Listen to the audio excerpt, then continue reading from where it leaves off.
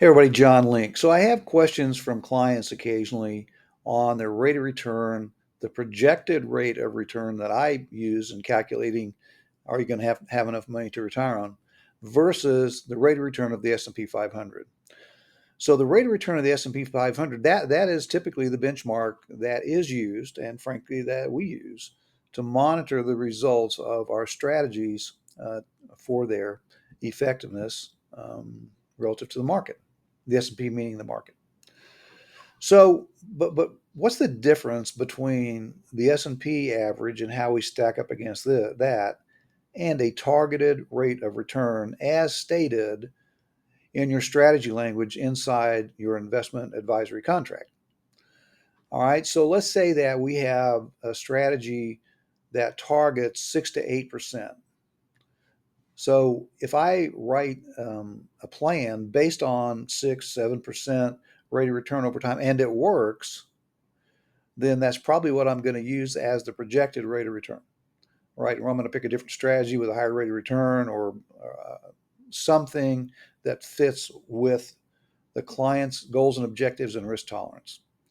So let's say that we choose a 6 to 8% average annual rate of return as the targeted rate of return. I project 7 inside of your plan. The market, meaning the S&P 500, does 10. We come in at 8. Are you successful or are you not successful? Based on the S&P 500, you're underperforming that S&P 500. Based on what it's going to take to get you from where you are to where you want to be, you're successful. And so are we. So when you're evaluating, you're absolutely use the S&P 500 to bounce against because that's customary and a reasonable way to look at your portfolio.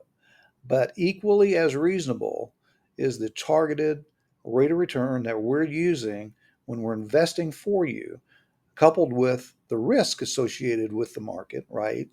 So we may want to take less risk and get a rate of return, targeted rate of return that accomplishes your goals. Make sense? So think with me on that a little bit and make sure that we're kind of all tracking the same direction because I've just had people say, well, gosh, we're doing a lot better or the S&P's done a lot better than what you're projecting in the plan over time. That's true. But also I remember 9/11 and the whole decade of the first decade of the millennium. I remember 2008 and so forth, where bad things can happen, right? Okay, so that's my thought for the day. And contact me in any way if you have questions about it. I appreciate it. Thanks.